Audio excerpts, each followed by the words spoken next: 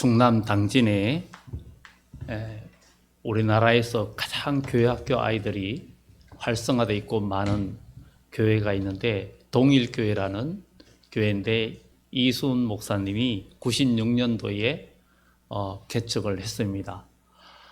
비닐하우스나 이런 하우스로 만든 그런 교회로 시작했고, 그런데 그 지역에서 어떻게 이 시골에 교회를 세워나갈까 생각했는데 그 지역에 공장도 있고 이런 상황들을 보면서 그때는 그래도 아이들이 동네에 많이 있었습니다.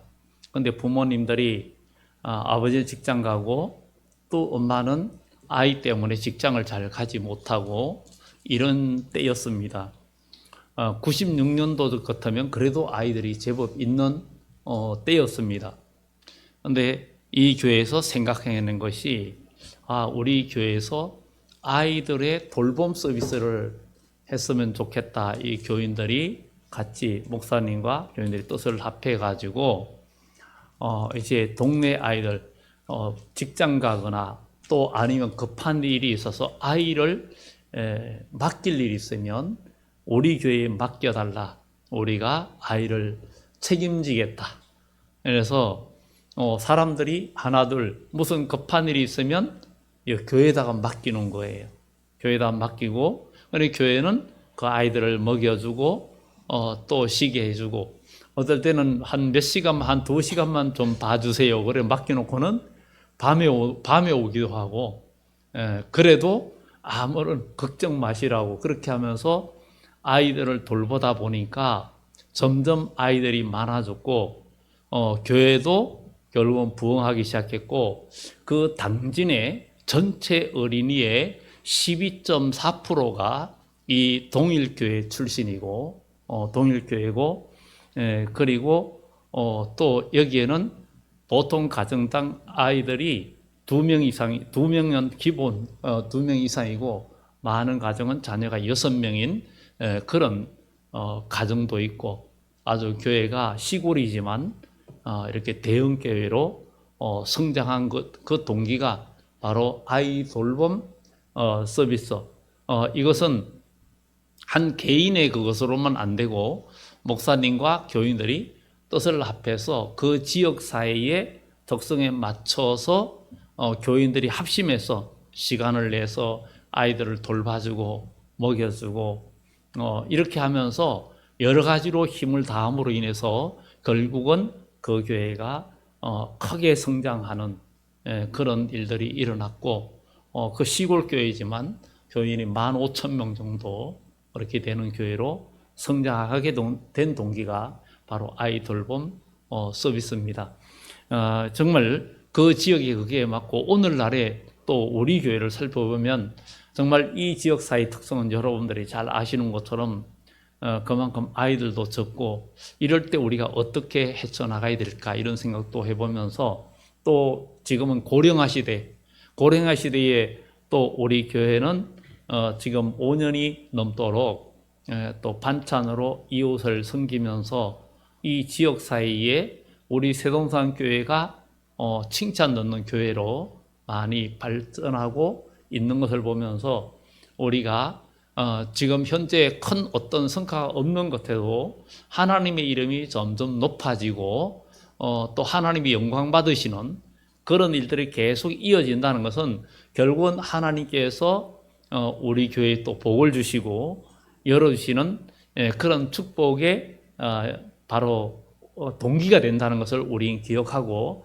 또 우리 교회 모든 교우들도 정말 이 지역 이 시대에 우리 교회가 뭔가 어떻게 우리가 마음을 모아서 이 지역 사이에 많은 사람들에게 예수 그리스도의 향기를 나타내서 그들로 하나님을 찾고 예수 그리스도를 믿고 구원받는 일에 우리 모두 성도들이 각 기관이 거기에 관심을 보이고 거기에 동참하고 일을 한다면, 하나님은 우리 교회와 모든 여러분들 성도들을 그냥 두지 않으시고 하나님께서 더 크게 일할 수 있도록 하나님께서 열어주시고 복을 주신다는 사실입니다. 그래서 일어나라 빛을 발하라 했던 것처럼 우리는 하나님의 빛을 갖고 있고 생명의 빛을 갖고 있고 그 빛은 곧 말씀입니다. 이런 생명의 말씀을 가진 우리들이 내가 육신을 위해서 먹고 사는 일과 내 가정과 내 자녀를 위해서만 살지 말고 먼저 그의 나라와 그의 의를 구하는 이 일에 우리가 힘을 다한다면 하나님께서 모든 것을 더해 주시는 그런 역사가 반드시 나타날 줄 믿습니다. 솔로몬도 왕이 되었을 때 나이가 약 한 20세 정도의 정말 젊은 청년이었지만 그는 교만하지 않고 하나님 앞에 정말 1,000번째의 예물을 드리면서 그는 하나님 앞에 그 1,000번째라는 것은 뭐 1,000일 동안 드렸다는 얘기보다도 계속 하나님 앞에 수없이 많은 제사를 하나님 앞에 드리면서 기도했다는 거죠. 그런데 하나님께서 그의 기도를 들으시고 나타나서 내게 무엇을 줄까 할 때 그는 뭐 다른 부나 또 장수나 원수를 멸하거나 이런 걸 구하지 않고 좋은 아이입니다. 덧는 마음을 주시고 길을 열어주셔서 이 백성들을 하나님의 백성들을 잘 인도하게 해달라는 그런 기도를 하나님 앞에 아랠 때 하나님의 마음에 합해가지고 하나님께서 그에게 구하지 않은 모든 것들을 다 부어주셨습니다. 바로 이것이 우리가 복받는 비결이고 하나님의 은혜인데 우리는 항상 기도할 때 먼저 나의 것에 더 급하게 구할 때가 많습니다. 내 발등에 떨어진 물이 더 급하게 느껴질 때가 너무 많습니다. 그러나 하나님이 보실 때에 정말 구속사적인 관점에서 볼 때는 절대 그렇지 않다는 거예요. 하나님의 구속사적인 관점에서는 우리에게 당한 어려운 일들 그 순간순간 해결해 주는 것은 결국은 우리의 욕심을 이루고 우리의 뜻을 이루는 일밖에 되지 않아요. 그러나 하나님의 전능하신 하나님, 창조주 하나님, 또 모든 인류를 구원하시고자 하는 하나님의 입장에서는 우리 모든 성도들이 예수 그리스도를 믿고 구원받고 믿음의 길을 걸어가면서 주님의 거룩한 형상을 이루고 하나님의 상급을 또 하나님의 복을 영원히 누리는 것이 하나님의 뜻이란 말이죠. 그리고 하나님은 그 나라를 계획하고 계시는데 하나님은 어떤 때 응답해 주시겠습니까?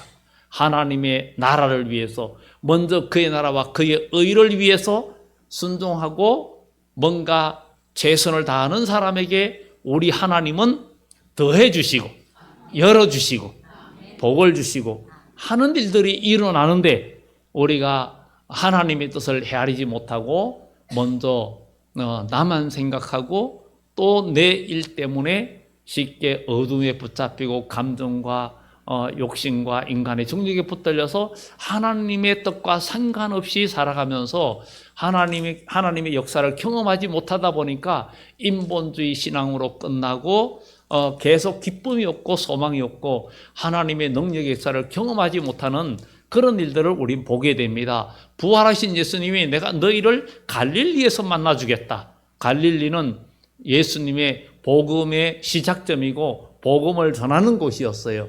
그래서 갈릴리 사역이라고 하는데 바로 우리 주님은 너희는 가서 온 천하에 다니면서 만민에게 복음을 전파하라. 그러면서 최후의 지상명령을 우리에게 내리셨습니다. 내리면서 내가 세상 끝날까지 너희와 함께 하겠다.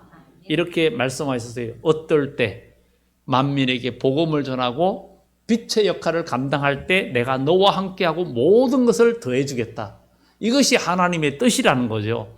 그래서 하나님의 뜻에 따라서 우리가 어떻게 하면 하나님이 기뻐하시는 일을 할까? 어떻게 복음을 전할까? 여기에서 우리가 기도하면 정말 영혼을 사랑하고 그 일에 우리가 관심을 보이고 나가면 하나님은 우리에게 할 일을 보여주시고 어떤 환경에 있어도 하나님은 길을 열어주시는 거예요.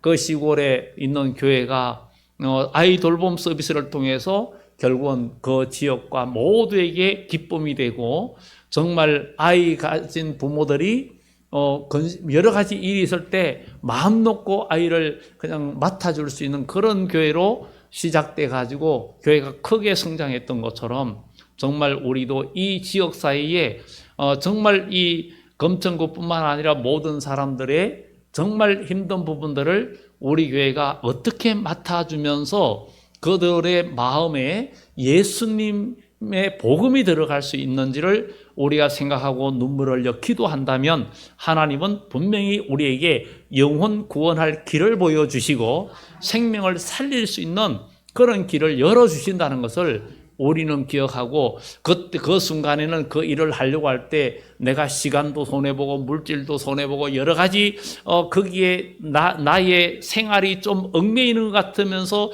거기에 들어가는 여러 가지 뭔가 투자될 것이 많이 필요한데 그것이 결국은 하나님 나라에 많이 쌓는 것이 되고 농부가 봄에 밭에 씨앗을 뿌리는 것과 똑같은 결과를 낳기 때문에 우리가 이런 선한 일에 힘을 다한다면 하나님께서는 더 큰 은혜와 복을 우리에게 허락해 주실 줄 믿습니다.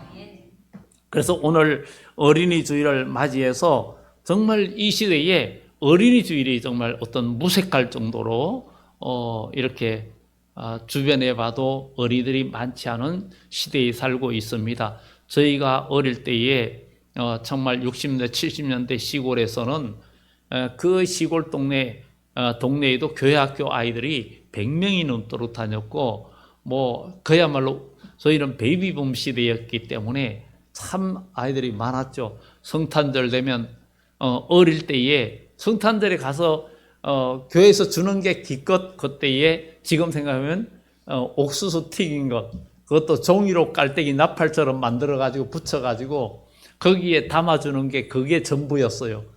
그런데 그것도 너무 즐겁고 기뻤단 말이죠. 먹을 게 너무 귀하고 그리고 성탄절 때 되면은 산에 가서 나무를 잘라다가 이렇게 세우고 꽃도 젓고 뭐 여러 가지 색종이 해가지고 반짝이도 걸치고 이러면서 성탄절 장식도 하고 또 글씨도 이렇게 써가지고 오려가지고 붙이고 지금이야 뭐 그렇게 수작업을 거의 별로 하지 않죠. 다 컴퓨터로 뽑으면 되니까 그러던 시대였는데 그때도 그게 너무 신났고 너무 좋았고 교회에서 기도하고 교회에서 잠자면서 기도하기도 하고 이런 것들이 정말 너무 귀하고 좋았다는 생각이 듭니다.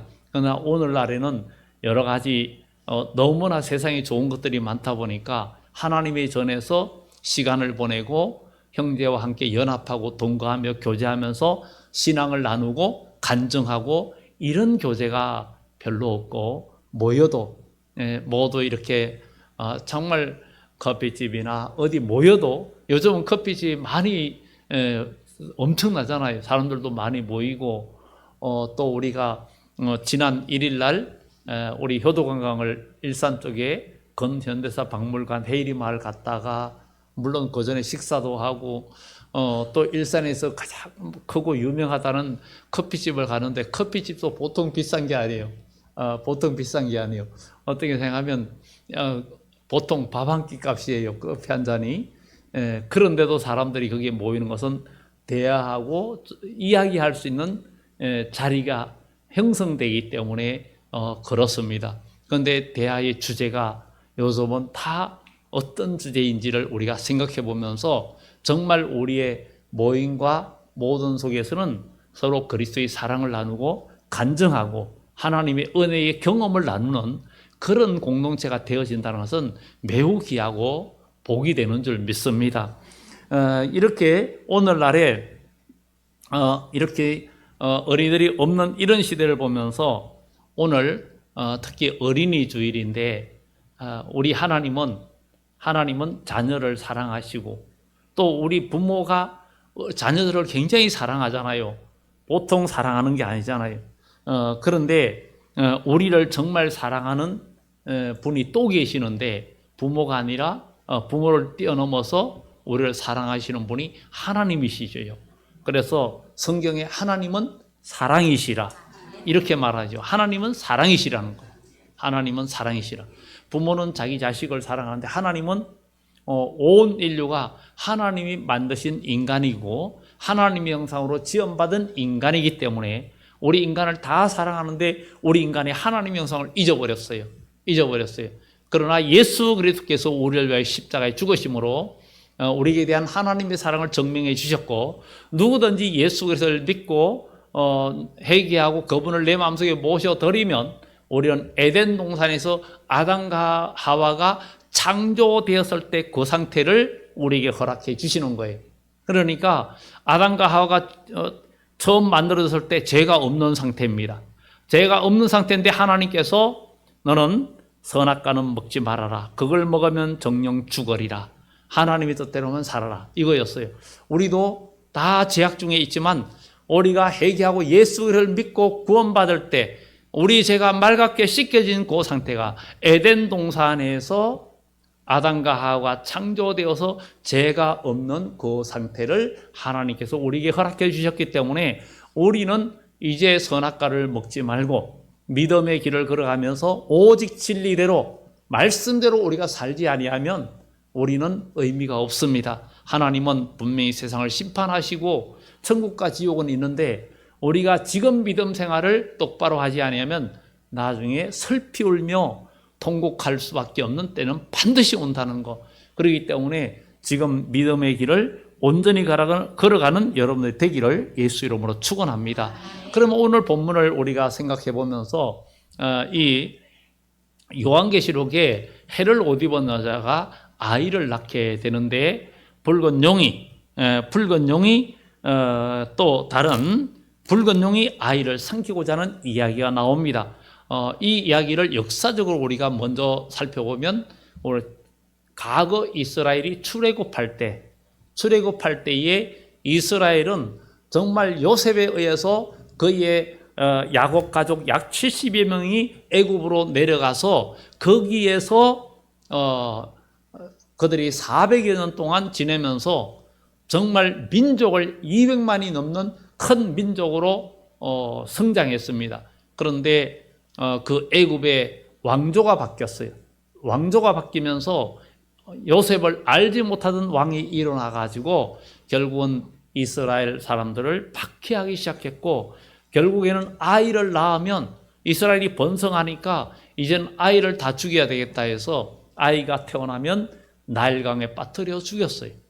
빠뜨려 죽여서 이스라엘이 왕성하지 못하게끔 억제하는 그런 정책을 펴면서 이스라엘이 절대절명의 위기에 봉착했을 때 하나님은 이스라엘의 모세를 예비하셔가지고 먼저 훈련받고 고난받은 모세를 예비해서 이스라엘 백성들을 출애굽시키고 가나안 땅을 정복하게 했습니다.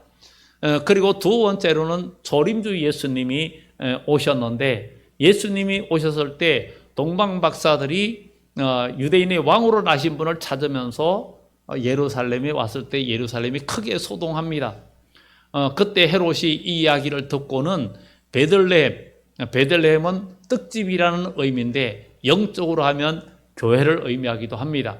그런데 이 동방 박사들이 오간 후에 동방 박사들을 왔을 때 헤롯 왕은 정말 가서 아기 왕을 만나면 나에게도 알려달라, 나도 가서 경배하겠다 했지만 실상은 해하고자 하는 마음이었어요. 그런데 동방 박사들은 그런 줄 알고 그런 줄도 모르고 가서 경배하고 알려주려고 했지만 밤에 천사가 나타나서 헤롯이 아기를 죽이려 하기 때문에 너는 다른 길로 가라, 이렇게 알려주셨어요. 그래서 동방 박사들에게 속은 줄 알고 헤롯 왕은 베들레헴의 2살 이하의 아이들을 다 죽이는 이런 큰 애통하는 날이 생겼습니다. 그런데 요한계시록에 가서 종말에 우리 주님이 이 세상에 다시 오실 때에 해를 옷 입은 여자, 이것이 하늘의 큰 이적이라고 그랬는데 해를 옷 입은 한 여자가 있다. 우리는 요한계시록 강의하면서 해를 옷 입었다. 해는 하나님의 말씀이라고 그랬어요. 그러니까 이것은 주님의 재림의 때에 하나님의 말씀을 햇빛 같은 하나님의 말씀을 입은 교회, 말씀 중심의 교회, 말씀대로 살아가려고 하는 성도들이 해를 옷 입은 교회고 해를 옷 입은 여자라는 거예요. 그래서 오늘 우리 모두 해를 옷 입은 교회가 되고 해를 옷 입은 성도들이 돼야 될 줄 믿습니다. 지금 온 들판에 사면하면 꽃이 만개했습니다. 꽃이 만개했어요.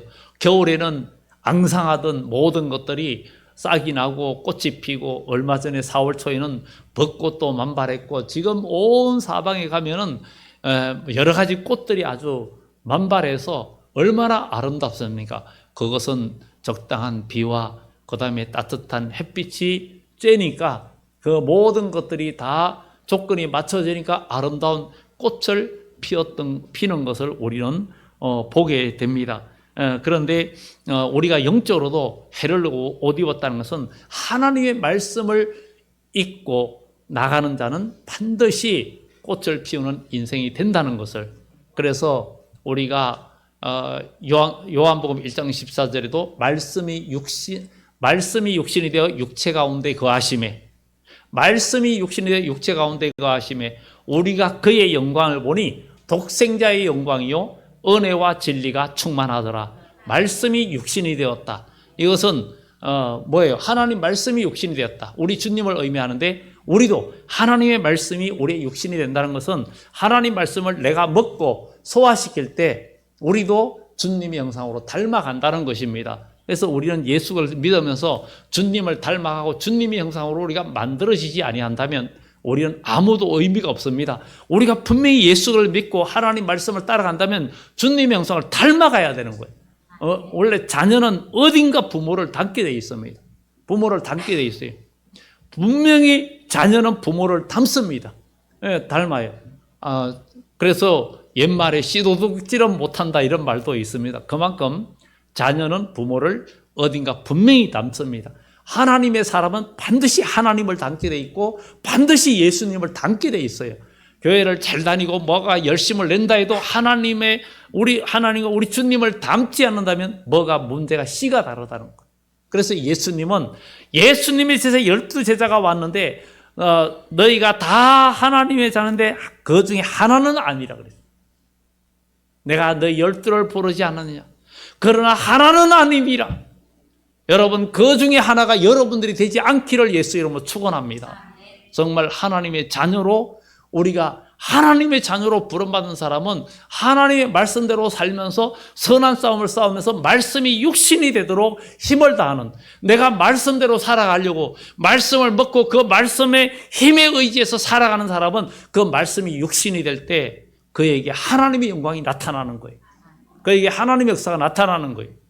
그것이 누구의 영광입니까? 바로 독생자의 영광, 스스로 계신 자의 영광이 우리 그리스도의 삶에 나타나야 된다는 거예요. 그게 진정한 그리스도인이라는 거예요. 교회만 다닌다고 그리스도인이 아니라는 거예요. 정말 우리가 믿음 안에서 나아가야 된다는 것을 성경은 우리들에게 말해주고 있는 것입니다. 그래서 예수님 당시에 아이를 죽인 것처럼, 또 출애굽 때에 그래한 것처럼, 오늘날 이 시대에도 말세에 지금 이 교회도 그렇고 세상도 그렇고 대가 끊어지는 우리나라의 출생률이 너무 낮아서 미래가 없다 이렇게 말하기도 합니다. 그런데 교회도 우리가 영적 출생이 지금 줄어들고 점점 교회도 인구 감소뿐만 아니라 영적으로 너무 세속화되어 가면서 정말 오직 하나님의 나라를 위해서 우리가 열정을 보이는 게 너무 부족하고, 그야말로 예배드리고 집가기 바쁘고 주일 성수도 온전히 안 될 때 그 순간에는 아무 문제가 없는 것 같아요. 그러나 환난 날이 오고 정작 그 심판의 날이 올 때는, 그때는 주님 앞에 설 수가 없고 그때 가서는 통곡해도 소용이 없습니다. 슬기로운 처녀처럼 우리가 지금은 은혜 받을 때고 지금은 기름을 준비할 때예요. 기름을 준비하는 게 뭡니까? 하나님의 성령의 힘으로 세상을 이기고 마귀를 이기고 믿음의 열매를 맺고 믿음으로 승리하는 삶을 살면서 하나님 말씀과 성령의 힘으로 여러분의 믿음의 생활이 승리하는 생활, 열매를 맺는 생활이 될 때, 이게 바로 슬기로운 처녀가 성과 기름을 예비하는 신앙생활이에요. 이게 지금 되어지지 않는데 환난 날이 오고 심판의 날이 올 때는, 그때는 내가 지금 기른 이 힘과 기름과 등으로 준비한 것으로 그 어둠이 올 때, 그때는 요한계시록 6장에 하늘이 두루마리처럼 거두어 간다 그랬어요. 은혜의 때가 아니라는 거예요.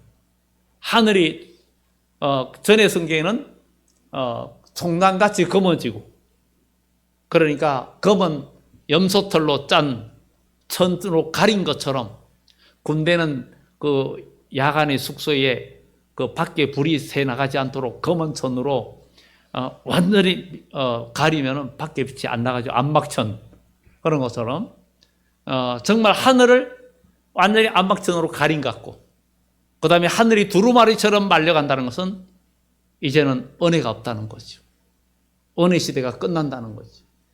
그러면 그때가 오기 전에 우리는 기름을 준비해야 돼요. 신랑이로 다 맞으러 나오라 할 때 여러분들이 준비되어 있는 삶이 아니면 절대 주님을 영접할 수가 없습니다. 지금 여러분들이 신앙생활 해야 되겠고, 우리는 믿음으로 우리가 성장하는, 그러니까 영적으로 우리는 아직도 아이 같고, 또 아이 하나, 자녀 하나 기르기 얼마나 힘듭니까? 우리 교회 모두 우리가 예수 그리스도로 구원받고 거듭났다면 처음에는 아이도 아직도 우리가 교회 다녀도 어린아이의 수준에 머무는 신앙이 얼마나 많습니까? 히브리서 5장에도 계속 회개함과 제사함과 이 신앙의 초보에서 머물고 있는 신앙은 대저 젖만 먹는 신앙이라는 거. 의의 말씀을 경험하지 못한 자들이라는 거. 의의 말씀을 경험하는 자는 단단한 식물을 먹는 자라는 거. 조금만 어려움이 와도 우리가 낙심하고 무너지고 자빠지고, 조금만 고난이 오고 뭔가 섭섭한 일이나 어떤 일이 생기면 주님과 등지고 교회 출석도 못하고 무너지고 완전히 어린아이 이런 신앙으로는 앞으로 천만이 쏟아지는 재앙의 날에 남을 수가 없다는 거예요. 우리 주님이 이 세상에 다시 올 때 정말 승리하는 신앙. 그래서 우리 주님은 마지막 때에는, 초림주 예수님은 죄인을 부르러 오셨어요. 그러나 재림하시는 주님은 절대 죄인을 부르러 오지 않고, 이사야서에 죄인들은 돌보지도 않고 거들떠 보지도 않는다 그랬어요. 그런 말이 어디 있냐고요? 성경에 이사야서에 분명히 나옵니다. 다시 오시는 주님은 죄가를 떠나는 자에게 임하고 예복을 입은 자가 맞이하는 거예요. 등과 기름을 준비한 자가 주님을 영접하는 거예요. 준비 못한 자들은 바깥 어둠으로 쫓겨나고 슬피 울며 이를 간다 그랬어요. 진정한 충성스러운 신앙은 뭐라 그랬어요? 충성이 뭐냐? 매일 반복되는 진실함이라 그랬어요. 매일 반복되는 진실함. 어쩌다가 한번 무슨 일에 크게 일하는 것은 진정한 충성이 아니에요. 작은 일에 충성하는, 그래서 성경에 말하죠.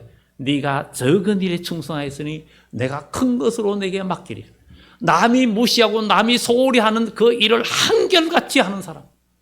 여러분 가정에서 하는 일들 매일 썰고 닦기도 하고 뭔가 하는, 그것 때문에 가정이 깨끗이 유지되는 것처럼 여러분들이 하나님께 예배드리고 시간 지키고 주일 성수하고 이런 것 하나하나 진실하게 여러분들이 맡은 교회 일들, 그 남이 볼 때는 하잘 것 없어 보이도 믿음의 사람에게는 너무나 귀한 일로 여기고 맡아서 수고하는 그들은 하나님이 볼 때 진짜 충성, 매일 반복되는 진실합니다. 이게 충성이라는 거예요. 그것이 없이는 충성이 아니라는 거예요. 어쩌다가 한번 큰일한 게 하나님의 큰일 아니라는 거예요. 그거는 사람들이 칭찬해요. 그런데 하나님은 남이 무시하고 남이 돌보지 않는 사소한 일에 하나님의 믿음으로 일하는 사람을 보는 거예요. 그런 사람들이 인격이 제대로 된 거잖아요. 진짜 좋은 사람은 어떤 일입니까? 세심하게 작은 것에서 사람들을 살필 줄 아는 사람. 이런 사람들이 진짜 좋은 사람 아닙니까? 좋을 때만 좋고 나쁠 때 안 좋은, 나쁠 때는 나쁘고, 기분 좋으면 좋고 뭔가 잘하고 기분 나쁘면 잘 못하고, 결코 완전한 사람이 될 수 없습니다. 괴로우나 즐거우나 기분 좋거나 나쁠 때에도 내가 변함없이 뭔가 남을 위해서 할 수 있고, 원수가 나를 비방해도 나는 그를 위해서 손을 내밀 수 있고 기도해 줄 수 있을 때, 예수님이 십자가에 죽으실 때 옆에 있던 사람들, 백부장과 함께 있는 자들이 백부장만 말한 것이 아니라 함께 있는 자들이 이런 진실로 하나님의 사람이라고 이렇게 이야기했습니다. 오늘 우리도 이런 얘기를 털을 수 있는 사람이 되어야 된다 하는 것입니다. 그래서 우리 주님이 오실 때에도 이 해를 옷 입은 여자가 아이를 베어 해산하게 되매 아파서 애써 부르짖더라. 그런데 또 다른 이적이 보이니 보라 한 큰 붉은 용이 있어. 머리가 7이요 뿔이 10이라. 머리가 7이라는 것은 세상 나라들, 세상의 강한 권세, 그 나라들, 이것은 다니엘서를 또 강해해야 좀 더 이해하기 쉬운데, 세상의 나라 권세 10뿔은 완전한 권세라는 거예요. 그러면 뭐예요? 하나님의 교회 성도들을 무너뜨리려고 하는 세상 권세의 완전함을 또 시대적인 나라들과 모든 역사적인 것도 함께 이야기해 주고 있습니다. 이런 완전한 마귀 권세를 이길 수 있는 길은 예수님의 이름이요 피와 말씀이에요. 그래서 요한계시록 12장에 분명히 이야기합니다. 정말 요한계시록 12장 10절에도 정말 그 하늘의 붉은 용이 결국은 쫓겨 내려오는데, 그때에 다 쫓길 때 내가 들으니 하늘에 큰 음성이 있어 이르되 이제 우리 하나님의 구원과 능력과 나라와 또 그의 그리스도의 권세가 나타났으니 우리 형제들을 참소하던 자가 곧 우리 하나님 앞에서 밤낮 참소하던 자가 쫓겨났고, 또 우리 형제들이 어린 양의 피와 자기들이 증거하는 말씀으로 그를 이겼으니 그런 죽기까지 자기 생명을 아끼지 아니하였다. 피와 말씀으로 이기는 자가 되어야 된다. 그러니까 우리의 신앙은 예수 그리스도의 피로 제사함 받고 거기에 깨끗한 마음, 정결한 마음으로 말씀으로 이겨야 된다는 거예요. 우리의 신앙이 내 자랑으로 이기고 내 언변으로 이기고 내 혈기로 이기고 내 감정으로 이기는 것은 다른 사람에게 다 해를 끼칠 뿐입니다. 우리가 남이 잘못하고 뭔가 할 때 그걸 보고 내가 정죄하고 그러면은 거기에 우리가 잘못했어요 하고 깨닫고 정말 깨닫고 회개하는 게 아니라 그 사람을 멀리하게 되고 멀어집니다. 진짜 가르치는 것은 본을 보이는 거예요. 예수님은 내가 너희의 주와 선생이 되어 본을 보였으니 너희도 이와 같이 하는 것이 마땅하니라. 우리 주님은 본으로. 그래서 요한복음 10장에도 나는 문지기라. 양을 내어놓은 후에 앞서가면 양들이 그의 음성을 아는 거로 따라오느니라 그랬어요. 이게 그리스도인의 모습이 돼야 된다. 그런데 우리는 말로 가르치려고 해요. 그게 너무 쉽잖아요. 그러다 보니까 말만 한다 그러는 겁니다. 그런데 행동으로 보여주고 행동으로 가르치기는 쉽지 않습니다. 그러나 우리 하나님은 행동으로 가르치는 자를 기뻐하시고 우리 주님께서 그렇게 십자가의 본을 보여주셨거든요. 이것이 우리에게 정말 필요하고 이렇게 할 때 참된 승리의 역사가 있다는 것입니다. 그래서 마지막 때에 붉은 용, 마지막 때 이 세상은 붉은 용의 권세가 세상을 지배하는 시대가 된다 그랬어요. 그래서 이 서반야서나 구약 선지서의 주님의 재림의 때에는 온 세상이 붉은 사상으로 문들 것이고, 그래서 붉은 용이 하늘에 붉은 용이 있으니 그렇게 이야기합니다. 그 권세가 온 세상을 장악하게 된다는 거예요. 그리고는 그때에 그렇지만 하나님의 해를 옷 입은 여자는 아파서 애써 부르짖는다는 것은 교회는, 말세의 교회는 애써 부르짖고 기도하고 열정을 내야 된다는 거예요. 그런 교회가 결국은 아들을 낳는다는 거예요. 우리는 정말 이 시대에 하나님의 자녀, 육적으로도 자녀를 잘 낳아서 길러야 되고 영적으로도 하나님의 자녀가 성숙하는 교회로 성장시키는 교회로 일어서야 된다. 그래서 철장으로 만국을 다스릴 남자, 신앙의 승리자를 탄생시키고 성장시키는 교회로 우리가 우뚝 서야 된다. 그 아이를 하나님 앞과 보좌 앞으로 올려가더라. 간단하게 말하면 이들은 바로 요한계시록에 말하는 두 정인 14만 4천 그 성천 이야기입니다. 그러니까 휴거 이야기입니다. 이것이 11장에도 12장에도 데살로니가전서 4장 16절에 그 휴거 이야기는 간단하게 얘기를 했지만 더 구체적인 얘기는 바로 이 요한계시록 11장과 12장에 구체적으로 나와 있고 선지서에 또 그 말씀을 해주고 있는 것을 보게 됩니다. 그 여자가 광야로 도망하며 광야로 도망하는 때를 우리가 요한계시록 가면서 후 3년 반 때라 그랬어요. 후 3년 반 때. 그를 양육하기 위하여 어떻게 생각하면 그냥 보면은 아이를 하나님 앞과 보좌포로 올려가더라. 그 여자가 광야로 도망하며 거기서 1260일 동안 그를 양육하기 위해. 이게 또 무슨 말이지? 이렇게 말할 수 있습니다. 여기에 그라는 얘기가 바로 10장에 하나님 말씀을 먹은 자들이 각 족속과 방언과 나라와 다시 예언하게 될 때가 11장 1절부터 있는 3절에 있는 말씀이에요. 그러면서 마지막 때 재림을 선포할 때가 온다는 것이죠. 그리고 온 세계 각국에서 택한 백성들이 요한계시록 7장의 말씀처럼 많은 흰 옷 입은 무리들이 나오는데 이는 그들이 누구냐 그러니까 내 주여 당신이 알리이다. 이는 큰 환난에서 나오는 자들인데 어린 양의 피에 그 옷을 씻어 희게 하였다. 자, 큰 환난에서 나온다 그랬어요. 여러분, 환난이 오고 어려움이 오면 지금 많이 무너지잖아요. 고난이 오고 뭔가 문제가 생기면 교회도 잘 안 나오죠. 뭔가 기분 나쁘고 뭐 하면은 예배가 무너지죠. 뭔가 교제가 안 되죠. 뭔가 누가 또 어떤 말을 하면 거리를 멀리 하죠. 이런 작은 환난에서도 이기고 못 나오면 어떻게? 이런 어떠한 어려움도 이기고 나오는 자들이 큰 환난에서 나오는 자들인데 어린 양의 피에 그 옷을 씻어 희게 했다는 거예요. 그 옷을 희게 한 옷은 뭐예요? 요한의 19장에 신부가 희고 깨끗한 세마포 옷을 입었다. 이는 성도들의 옳은 행실이라.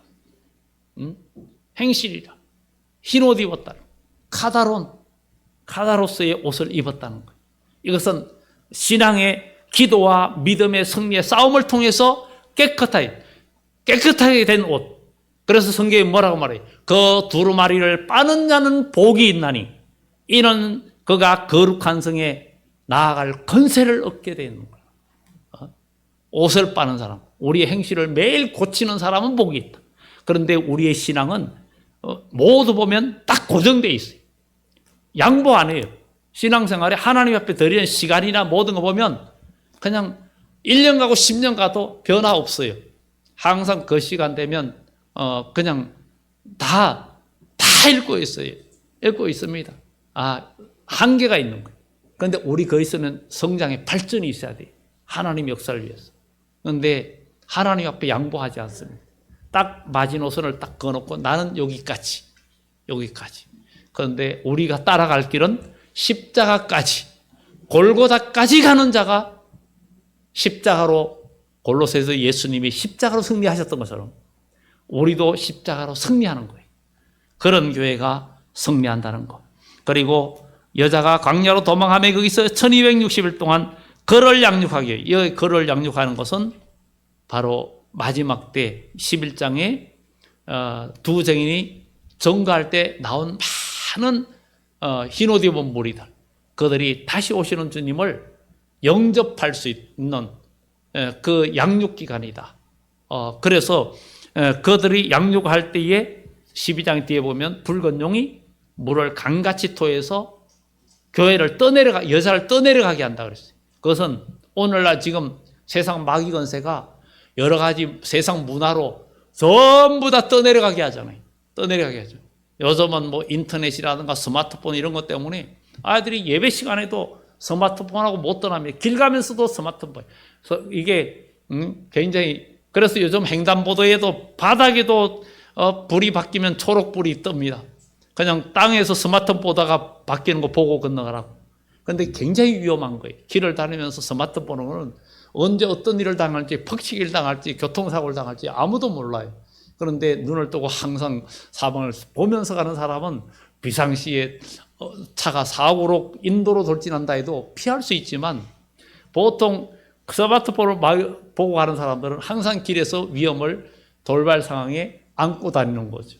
여러 가지 있는데 우리는 정말 오늘 말씀을 정리하면서 오늘 특히 어린이 주일에 우리 교회가 이 시대에 이 지역사회에서 우리가 어떻게 하나님의 사역을 감당할지를 우리 모두가 함께 기도하면서 여러분들이 좋은 의견과 좋은 생각이 있으면 그 의견을 내주고 또 하나님의 나라와 의를 위해서 내가 뭔가 할 수 있을까를 생각해 보면서 여러분들이 시간과 몸과 마음을 드릴 수 있다면 정말 하나님은 이런 꿈을 가진 교회를 붙들어 주시고 또 할 수 있도록 인도해 주신다는 것.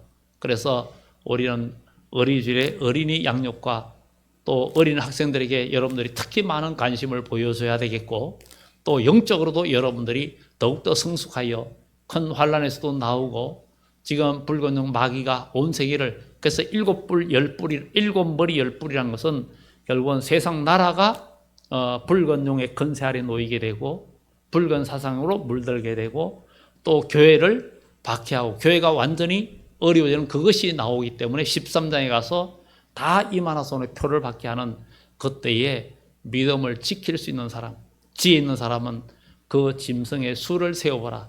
이는 사람의 수니 666인이라 하는 의미들을 우리가 알지 아니하면, 그래서 오늘날 신천지가 많은 교회를 유혹하죠.